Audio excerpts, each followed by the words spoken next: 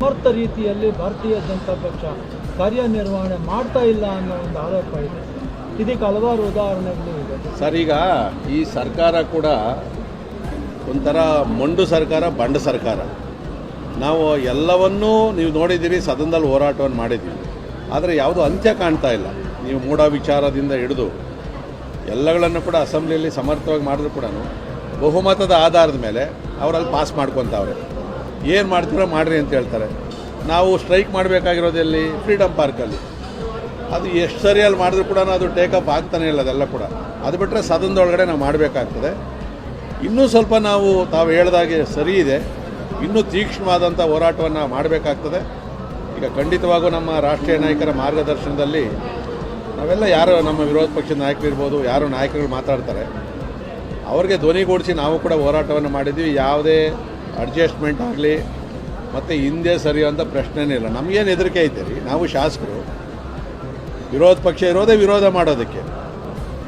28ನೇ ಇಸ್ವಿ ಕೂಡ ನಾವೇ ಕಾಂಗ್ರೆಸ್ನವರೇ ಅಧಿಕಾರಕ್ಕೆ ಬರ್ತೀವಿ ಅಂತ ನಾವು ಮುಖ್ಯಮಂತ್ರಿಗಳು ಹೇಳಿದ್ದಾರೆ. ಅಲ್ಲ, ಈಗ ಬರೋಲ್ಲ ಅಂತ ಹೇಳೋಕ್ಕಾಗಲ್ವಲ್ಲ, ಅವ್ರ ವಿಶ್ವಾಸದಲ್ಲಿ ಇರ್ತಾರೆ ಅಲ್ಲಿ. ಆದರೆ ಜನ ಇವತ್ತು ಹಳ್ಳಿಗಳಲ್ಲಿ ಹೋಗಿ ನೀವು ನೋಡಿರಿ, ಮಾಧ್ಯಮದಲ್ಲಿ ಮುಖ್ಯಮಂತ್ರಿಗಳು ಮಂತ್ರಿಗಳು ಮಾತಾಡೋದು ಬೇರೆ. ಇವತ್ತು ಜನಸಾಮಾನ್ಯರಿಗೆ ನೀವು ಕೊಟ್ಟಿರೋಂಥ ಗ್ಯಾರಂಟಿಗಳು ಎಷ್ಟು ಕ್ಯಾನ್ಸಲ್ ಮಾಡಿದ್ದೀರಿ, ರೂಲ್ಸ್ಗಳೆಲ್ಲ ಬದಲಾಯಿಸ್ತಾ ಇದ್ದೀರಿ. ರೇಷನ್ ಕಾರ್ಡ್ ಎಷ್ಟು ಕ್ಯಾನ್ಸಲ್ ಮಾಡಿದ್ದೀರಿ. ಒಂದು ಸಾರಿ ರೇಷನ್ ಕಾರ್ಡ್ ಹೋಯಿತು ಅಂದರೆ ಎಲ್ಲ ಗ್ಯಾರಂಟಿಗಳು ಹೊರಟೋಗ್ತವೆ ಎಲ್ಲ ಕಡೆಗೆ.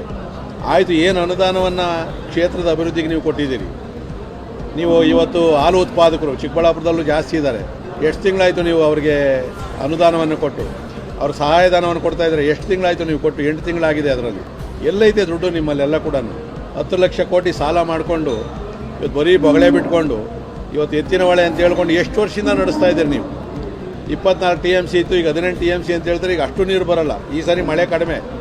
ಇಂಥ ಸಂದರ್ಭದಲ್ಲಿ ಎಲ್ಲಿ ನೀರು ಬರ್ತದೆ ಅಲ್ಲಿಂದ ಕೂಡ?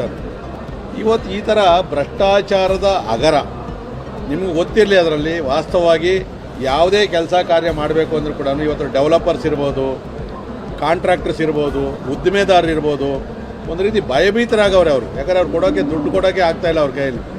ಇದೆಲ್ಲ ಕೂಡ ಅನುಭವ ಆಗಿರ್ತಕ್ಕಂಥದ್ದು. ಅವರು ಮಾಧ್ಯಮದಲ್ಲಿ ಹೇಳೋದೊಂದು, ಇಲ್ಲಿ ಹೊರಗಡೆ ನಡೀತಾ ಇರ್ತಕ್ಕಂಥದ್ದೊಂದು. ವಾಸ್ತವ ಇವತ್ತು ಜನ ಆಕ್ರೋಶಗೊಂಡಿದ್ದಾರೆ. ಇವತ್ತು ಏನಾದರೂ ಕೂಡ ಜನರಲ್ ಎಲೆಕ್ಷನ್ ಆದರೆ, ನಾನು ಹೇಳೋದು ಬೈ ಎಲೆಕ್ಷನ್ ಅಲ್ಲ, ಜನರಲ್ ಎಲೆಕ್ಷನ್ ಆದರೆ ಅವ್ರು ಮಣ್ಣು ಮುಗ್ತಾರೆ. ಇವತ್ತು ಬೆಂಗಳೂರು ಎಲೆಕ್ಷನ್ ಮಾಡೋದಕ್ಕೆ ಇನ್ನೂ ಮೀನಾಮೇಷ ಎಣಿಸ್ತಾವ್ರೆ.